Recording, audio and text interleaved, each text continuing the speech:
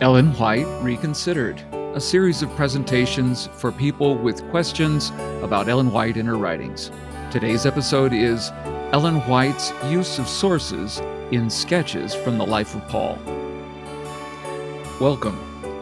Tonight I've been exploring the limits of using the AI platform ChatGPT to analyze some of my own work.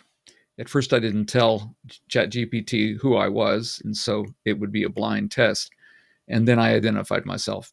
But I made one request of it regarding the topic of Ellen White's use of sources in sketches from the life of Paul. And so for this brief video, I'm just going to present my questions and the responses that I received. And I hope it'll be helpful to you. It is an introduction to my paper, which will be linked in the description to this presentation. In his research paper at academia.edu, what does the author claim are the percentages of borrowing in sketches from the life of Paul, and what are the sources for the borrowing? In his research paper titled Ellen White's Use of Sources in Sketches from the Life of Paul, Kevin Morgan presents a detailed analysis of Ellen G. White's literary borrowing in the 1883 book. Morgan identifies verbatim and paraphrased material from four primary sources. 1. Conybear and Howson's The Life and Epistles of St. Paul. 2. Farrar's The Life and Work of St. Paul. 3. Melville's The Martyrdom of Paul and Peter. 4. An anonymous work titled Mirror of the Soul. Morgan's analysis reveals that Ellen White's borrowing from these sources constitutes approximately 25% of the total content in sketches from the life of Paul. Specifically, he reports 16% from Conybear and Howson, 6% from Farrar, 3% from Melville, 0.002% from Mirror of the Soul.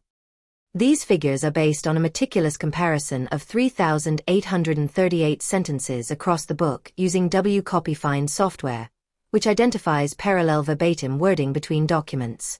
Morgan notes that some of the variance in percentages is due to counting largely paraphrased sentences. Morgan emphasizes that while Ellen White utilized these sources for historical context and background information, the spiritual applications and lessons presented in the book are her own. He also addresses and refutes the allegations that she withdrew the book from publication due to legal threats, providing evidence that such claims are baseless. This comprehensive study offers a nuanced understanding of Ellen White's literary practices and contributes to the ongoing discussion regarding her use of sources. So Ellen White covers the material in the life of Paul that's revealed in Scripture, uses help from Conybear and Howson, actually just Howson, to frame the historical portion. And her contribution are the spiritual lessons and applications. These are not from Howson, but these are her own. And that was what she was asked to do when she produced the book. Well, I hope this very brief discussion is helpful to you. Take care. To keep up with the latest in this series, be sure to subscribe to this channel.